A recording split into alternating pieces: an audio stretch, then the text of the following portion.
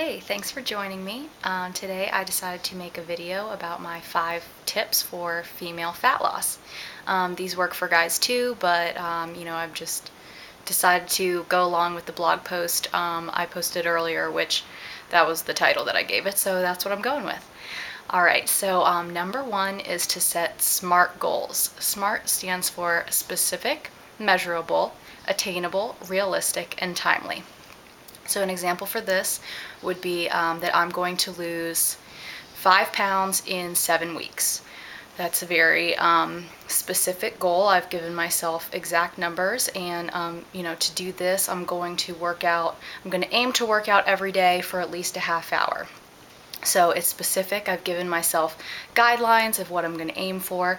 It's measurable because all I have to do is step on the scale and see where I'm at.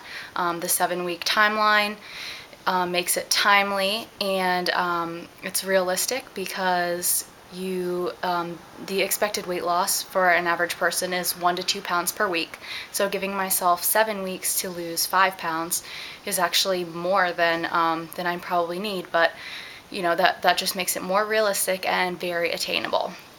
My second tip for you is what gets measured gets managed.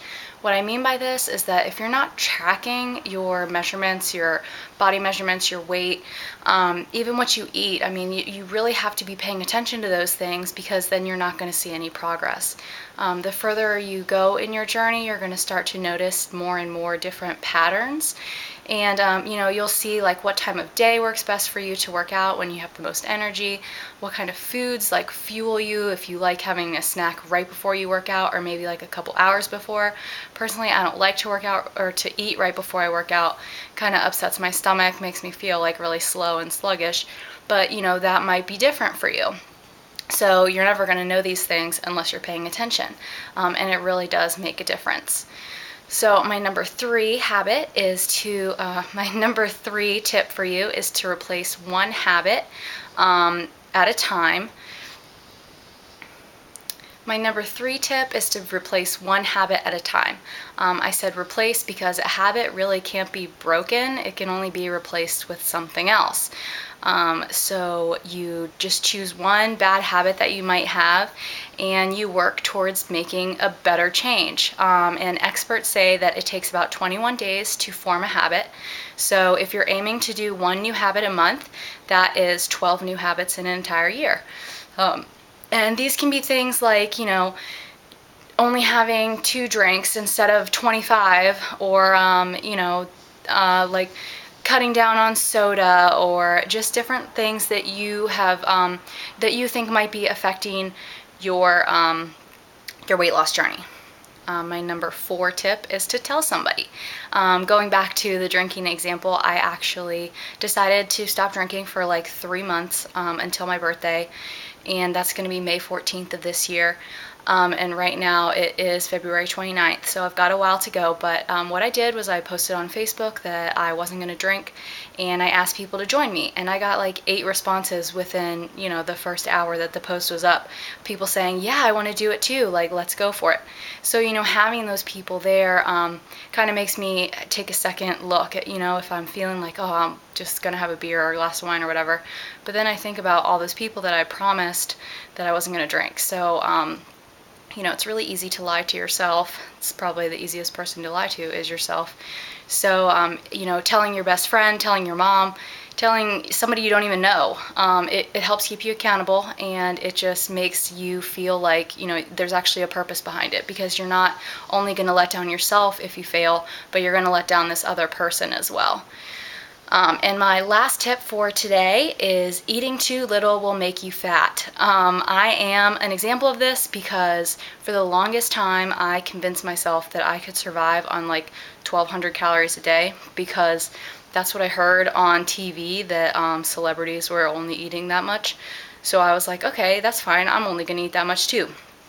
And it's like months down the road and I'm still working out and everything, and I'm only eating like carrots and pretzels, trying to convince myself that I'm going to lose weight, and it just didn't happen. I was actually like gaining weight or staying where I was at, wasn't seeing any results at all.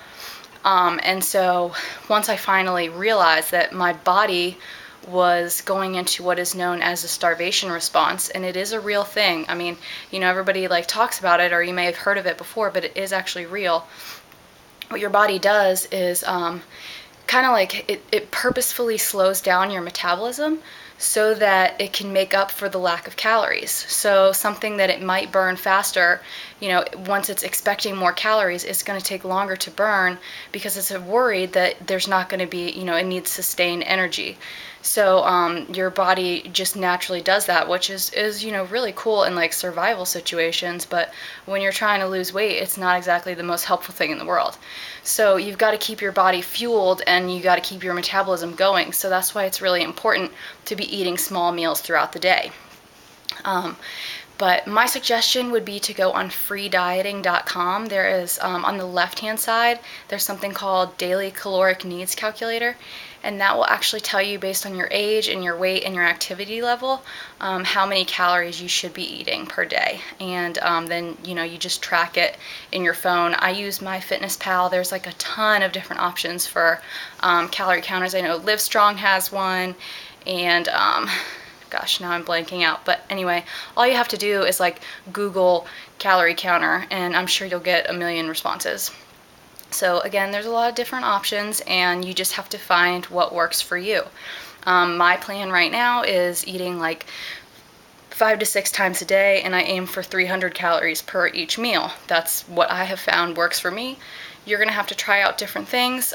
Going back to the tracking tip, just, you know, keep a little food log, you know, write down how you feel, and eventually you will see what works for you. All right, that's all I have for you today. I will be making another video of tips 6 through 10, so you'll have to stay tuned for that. But thanks again for joining me. Have a good one.